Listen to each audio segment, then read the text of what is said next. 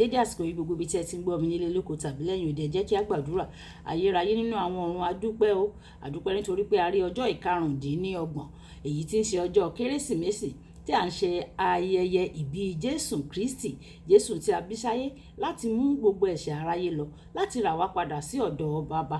Ọlọ́run tí a bí nípasẹ̀ ìyanu, ìlóyún rẹ̀ ìyanu, ìwásáyé rẹ̀ ìyanu, ìgòkèrè ọ̀run rẹ̀ ìyanu, ìgbà tó bá tún máa padà wá sínú ayé ìyanu tí ni. Ó tún dára ìyanu nínú ayé wa, ó mú wa wọnú ìyanu lọ, ó sì ń fi ìyanu hàn fún wa ní ojoojúmọ́. Àdúpẹ́ Ọlọ́run wa o, àdúpẹ́ fún àánú ńlá tí a rí gbà, ògo ni fún orúkọ yín.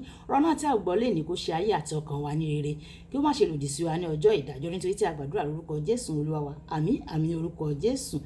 Ìwé ọ̀run ṣíṣí tí a ti ọwọ́ olùṣọ́ àgùntàn Enoch Adeboye kọ, èní ọjọ́ ajé ọjọ́ kẹrìndínlọ́gbọ̀n oṣù kejìlá.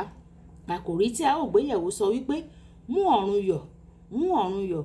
Àmú bíbélì kíkà wa nínú ìwé Lúùkù orí ìkarùndógún ẹsẹ̀ ìkeje, ìwé Lúùkù orí ìkarùndógún ẹsẹ̀ ìkeje, tí ó kà báyìí pé mo wí fún yín, gẹ́gẹ́ bẹ́ẹ̀ ni ayọ̀ yóò wà ní ọ̀run lórí ẹlẹ́ṣẹ̀ kan tí ó ronúpìwàdà jù lórí olóòótọ́ mọ́kàndínlọ́gọ́rùn-ún lọ tí kò ṣe àìní ìrònúpìwàdà.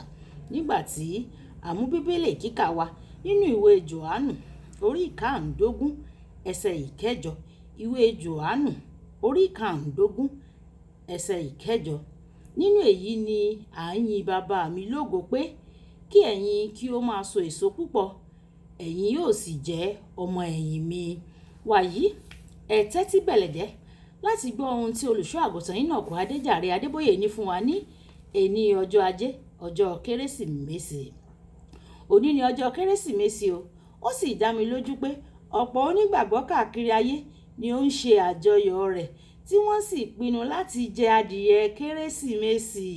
Èyí dára o, ṣùgbọ́n má ṣe gbàgbé láti fún ẹlẹ́yẹ òní ní adìyẹ ọdún tirẹ̀.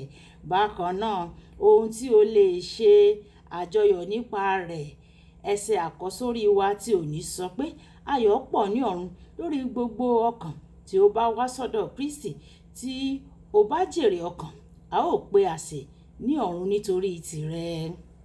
Gbogbo ohun tí Jésù ń fẹ́ ni pé kí wíwá sáyé rẹ̀ tí à ń ṣe àjọyọ̀ rẹ̀ lónìí má ṣe jẹ́ sásán o.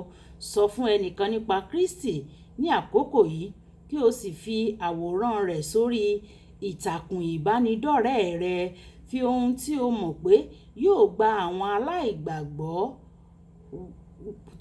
àwọn aláìgbàgbọ́ wí síbẹ̀. Tí o bá ń fún àwọn aláìní ní nǹkan ní àkókò yìí, rọra sọ̀rọ̀ nípa ìyìn rere. Tí o bá ń fi àtẹ̀jíṣẹ́ ṣọwọ́ síta, fi nǹkan nípa ìgbàlà sí i. Màá fi àwọn àpẹẹrẹ tí o lè lò tàbí tẹ̀lé gẹ́gẹ́ bí ìlànà síbí. Fún àwọn àpẹẹrẹ àkọ́kọ́, fún àtẹ̀jíṣẹ́ sí àwọn olólùfẹ́ rẹ. A kú ọdún Kérésìmesì o. Lónìí, a ń ṣe àjọyọ̀ wíwá Jésù Kristi fún ìgbà àkọ́kọ́.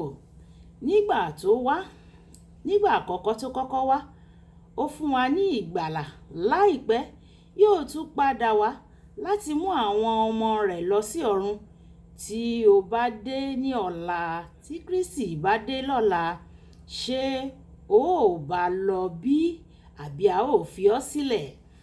Fún ìtàkùn ìbánidọ́rẹ̀ẹ́ àpẹẹrẹ kejì, òní jẹ́ ọjọ́ dáradára o, nítorí à ń ṣe àjọyọ̀ ìbí olùgbàlà ayé. Ó dá mi lójú lílo ayé rẹ ní ọ̀run, nítorí mo ti fi ayé mi fún o, mo sì mò ń gbé ìgbé ayé mímọ́. Níbo ni wàá ti lo ayérayé tìrẹ nígbà tí ìgbàsókè àwọn àyànfẹ́ bá ṣẹlẹ̀? Jọ̀wọ́ ayé rẹ fún Olúwa, kí o sì gbà gẹ́gẹ́ bí Olúwa àti olùgbàlà rẹ lónìí. Fún gbogbo àwọn tí yóò fi àtẹ̀jíṣẹ́ yìí tàbí èyí tó jọ mọ́ ránṣẹ́, a ó mú ọ̀run yọ̀ lónìí o. N kò rò pé ọ̀nà kan wà tó dára jù láti mú inú ẹni tí à ń ṣe àjọyọ̀ fún tí a ṣe àjọyọ̀ rẹ̀ kí inú rẹ̀ kí ó dùn sí wa.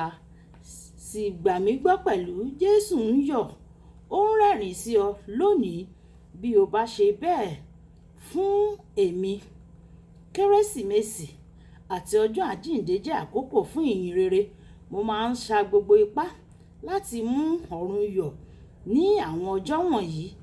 Jésù bákan náà sì máa ń fún mi ní ẹ̀bùn náà ní ìdí láti yọ̀. Ṣé ìwọ náà kò fẹ́ irú èyí bí?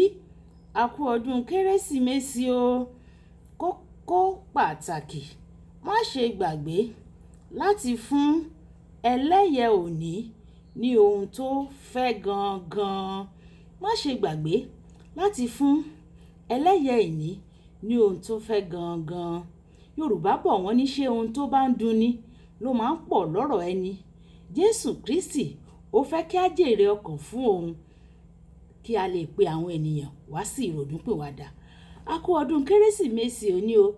Àṣèyí ṣàmọ́dún, àṣàmọ́dún ṣẹ̀mí. Olúwàbùkọ́lá Ayákó ni orúkọ mi. Ó dàbọ̀.